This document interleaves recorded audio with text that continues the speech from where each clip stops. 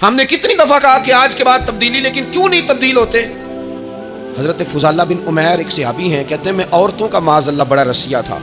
ابو جہل نے جب اعلان کیا نا جو حضور کو شہید کرے گا تو اسے 100 سرخ اونٹ دیے جائیں گے، تو کہتے ہیں میں خنجر بغل میں دبا کے نا تو طواف کعبہ کرنے چلا گیا۔ طواف کعبہ کہتے وہاں جب میں پہنچا تو میں نے دیکھا حضور بھی طواف کر رہے ہیں، تو نبی کریم نے مجھے دیکھتے ہی حضور میرے قریب آئے اور مجھے نہیں بتانا پڑا، حضور فرمانے لگے تیرا نام فضالہ ہے؟ میں نے کہا ہاں۔ تو محبوب فرمانے لگے کیا باتیں کر رہے ہو اپنے آپ سے؟ کہتے میں دل میں سوچ رہا تھا کہ طواف کرتے میرے قریب سے گزریں گے تو خنجر مار دوں گا، کیا باتیں کر رہے تھے؟ فضالہ کہتے ہیں میں تو جب آیا تھا تو ایک بی بی سے مل کے آیا تھا، میں نے کہا تھا کہ میں آج بڑی رقم لے کے آؤں گا اور معاذ اللہ تیرے پاس رات گزاروں گا۔ کہتے ہیں میں تو اس سے بات کر کے آیا تھا، تو میں اب حضور سید عالم صلی اللہ علیہ وسلم نے پوچھا تو فضالہ ہے؟ میں نے کہا ہاں۔ کیا باتیں کر رہے تھے اپنے آپ سے؟ میں نے جھوٹ بولا۔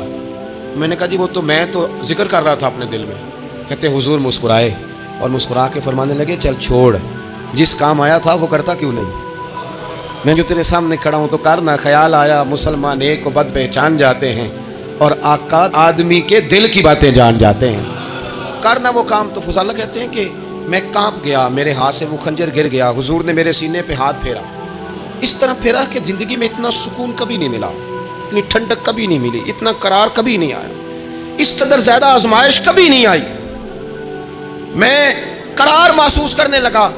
کہتے ہیں حضور فرمانے لگے کیا وہ وقت نہیں آیا کہ تو کلمہ پڑھ جائے؟ کہتے ہیں میں نے فوراً کہا حضور آ گیا ہے وقت، پڑھائیں مجھے کلمہ۔ کہتے ہیں نبی پاک نے کلمہ پڑھا دیا، میں مسلمان ہوا۔ میں واپس لوٹا تو وہی عورت بن سور کر تیار ہو کر گلی میں کھڑی تھی۔ عادتیں بدل جاتی ہیں، شرط یہ ہے کہ ہم تھوڑی سی کوشش کریں، شرط یہ ہے کہ ہم اپنے آپ کو اللہ رسول کی بارگاہ میں پیش کریں۔ اور میرے دوستوں، میرے بزرگوں، ہمیں سب سے زیادہ تکلیف میں ہماری اپنی عادات نے ڈالا ہے، ہماری اپنی خواہشات نفس نے ہمیں زیادہ آزمائشوں میں ڈالا ہے۔ کہتے ہیں وہ عورت بن سور کے کھڑی تھی، جب میں واپس لوٹا تو پہلے میں اس کے پیچھے بھاگتا تھا، اب میں اس کے قریب سے گزر گیا تو اس نے آواز دی تو فضالہ نہیں؟ کہتے ہیں میں چپ کر گیا، وہ پھر پیچھے دوڑی، میرا گریبان پکڑ کے کندھا پکڑ کے ہلایا تو فضالہ نہیں؟ کہتے ہیں میری جھکی ہوئی گردن، میں سر نہیں اٹھاتا، مجھے کہنے لگی تو وہ نہیں ہے جو فضالہ ہے؟ میں نے کہا ہوں میں فضالہ، پر وہ والا نہیں جو تجھے ملا کرتا تھا۔ کہا تو اب کون ہے؟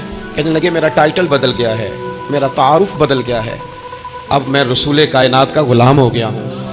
لوگ مجھے مسلمان کہتے ہیں، اب میری نگاہوں میں جچتا نہیں کوئی، جیسے میرے محبوب ہیں ایسا نہیں کوئی۔ کہتے ہیں بدل گئی عادت، میں وہی ہوں پر میرا لہجہ، میرا مزاج ہی بدل گیا۔ حضرت جریر ابن عبداللہ کہتے ہیں میں کاروبار کرتا تھا اور مجھے بڑا سلیقہ آتا تھا کاروبار، میں سستی ترین چیز خریدنے کا ملکہ رکھتا تھا، لیکن فرماتے ہیں کہ جب میں حضور کا کلمہ پڑھنے گیا تو نبی پاک نے مجھے فرمایا میرا دین کسی کا بھلا کرنے کا نام ہے، الدین النصیحہ، خیر خی کرنا۔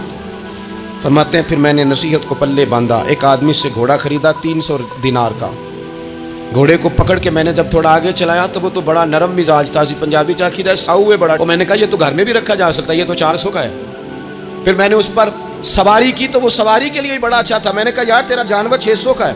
کرتے کرتے جب میں نے اسے 1000 دینار تھمایا، 400 میں سودا ہو گیا تھا، اس نے دے دیا تھا گھوڑا یا اونٹ۔ کہتے ہیں وہ شخص میری طرف دیکھ کے حیران ہو کے کہنے لگا جریر تو پہلے بھی آتا ہے، یہ تجھے کیا ہوا؟ تو حضرت جریر کہتے ہیں میں نے اسے کہا پہلے جریر آتا تھا، اب وہ والا جریر ہے جس نے مدینے والے کا کلمہ پڑھا ہے۔ کنتم خیر امت، ان کا ٹائٹل ہے میرے پاس۔ کیا اسلام صرف نعرے لگانے کا نام ہے؟ کیا اسلام صرف دوسروں کو یہ کہنے کا نام ہے کہ تو نے مجھے کس طرح کہہ دیا کہ میں عاشق رسول نہیں؟ تو زیادہ ہے، تیرے پاس زیادہ دین ہے، صرف ڈٹ جانا اور زیادہ باتیں کرنے کا نام دین ہے؟ اپنے اندر ایک ایک کر کے غلطیوں کو چھوڑیں، آج کچھ عہد کریں کہ ہم نے فلاں فلاں گناہ سے جان چھڑانی، اپنے اندر کچھ تبدیلیاں لائیں، اور کسی کو بتانے کی ضرورت نہیں، ہمارا اور ہمارے رب کا معاملہ ہے۔ اکیلے میں بیٹھ کے اللہ کے حضور عہد کریں، اکیلے میں بیٹھ کے۔ آج میں نے آپ سے خدمت میں ایک اپیل کرنی ہے، وہ یہ ہے کہ ہم نے نہ آج عہد کرنا ہے کہ ہم نے جھوٹ نہیں بولنا۔ ایک دفعہ ہم نے بچے سے کہا تھا، مجبور تھے، شاید بڑے مجبور ہوں گے ہم، کسی صاحب نے نا بڑی مجبوری میں ایک دن اپنے بچے سے کہہ دیا، وہ باہر آیا تھا بندہ پیسے لینے، اس کا قرض دینا تھا، تنگ دستی تھی، مجبوری تھی، تو اس نے کہا بیٹا ادھر آ، اسے جا کے کہا ابو گھر نہیں۔ آپ نے ایک دفعہ کہا، پھر آپ ساری زندگی روئیں گے کہ پتر میرے ساتھ تو سچ بولا کرنا، لیکن وہ نہیں بولے گا۔ یہ جھوٹ اتنی بڑی مصیبت ہے. عورت اپنے شوہر سے کہتی ہے پیسے تھوڑے دے دیا کر, جوڑے ایک میں گزارا کر لوں گی, میرے ساتھ سچ تو بولنا, وہ سچ تو بول. تو اگر لاہور جاتا ہے تو مجھے لاہور کا ہی بتا کے جا, میرا رشتہ پیسوں سے نہیں اعتماد سے جڑا ہے. ماں کہتی ہے ماں بیٹے سے, پتر سچی بات تھوڑی کر لیا کر, سچی کیا کر. سچ ختم ہو گیا. اب لوگوں نے جھوٹ کا نام بدل دیا ہے, کہتے میں نے بہانہ کر دیا تھا. او بھئی آپ نے جھوٹ بولا تھا, صاف صاف کہیں, نام بدل دیا. جھوٹ کھا گیا میرے ملک کو, جھوٹ کھا گیا اس ملت کو, جھوٹ نے اس امت کو قریب سے آ کے تھام لیا. بڑی آزمائش میں ہیں ہم, مطلب ہر شخص ہی الا ماشاءاللہ, ہر شخص ہی.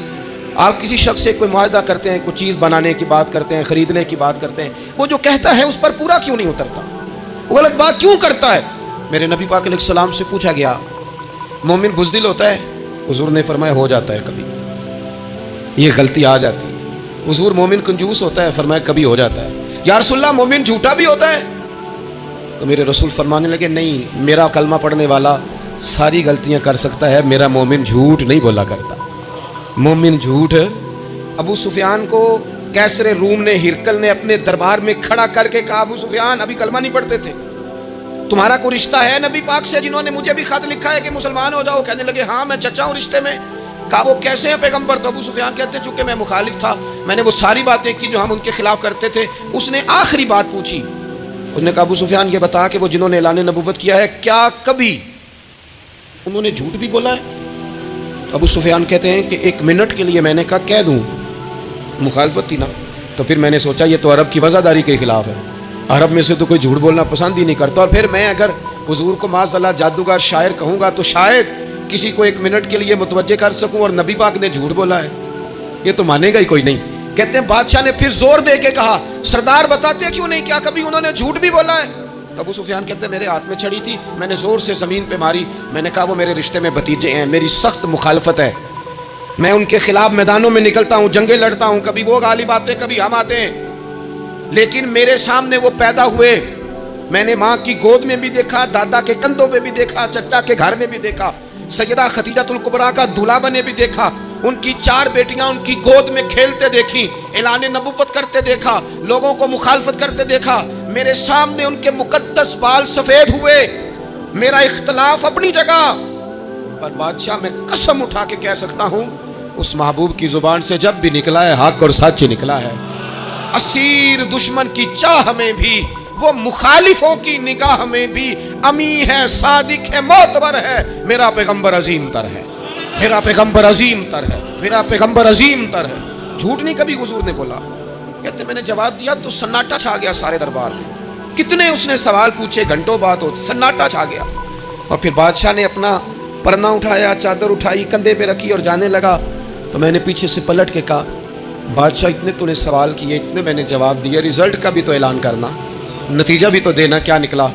تو کہتے ہیں وہ جا رہا تھا, وہیں کھڑے کھڑے اس نے چہرہ میری طرف پھیرا اور کہنے لگا سردار نتیجہ تو نکل آیا ہے, رزلٹ تو نکل آیا. جس بندے نے کبھی بندوں سے جھوٹ نہیں بولا وہ یہ جھوٹ کیوں بولے گا کہ میں اللہ کا رسول بن کے آیا ہوں؟ نتیجہ تو نکل آیا, بات تو کلیئر ہو گئی, اب آگے کیا جانا ہے. ایک سردار تھے کسی قبیلے کے, وہ حضور کی بارگاہ میں کلمہ پڑھنے آئے. امام راضی نے لکھا ہے, کہتے میرے اندر 4 غلطیاں تھیں.